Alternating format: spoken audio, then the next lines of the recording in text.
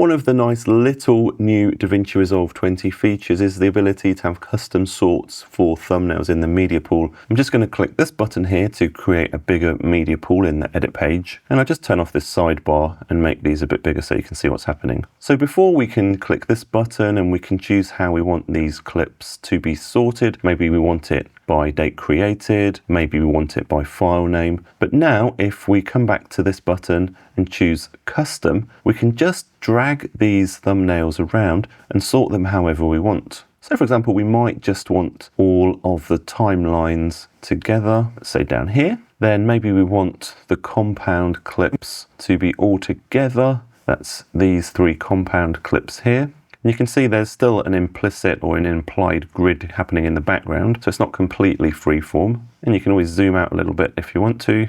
Put the compound clips together. So now when we open up the media pool, we can really quickly get an idea of the kind of footage that we want. It's a little thing, but it's really nice.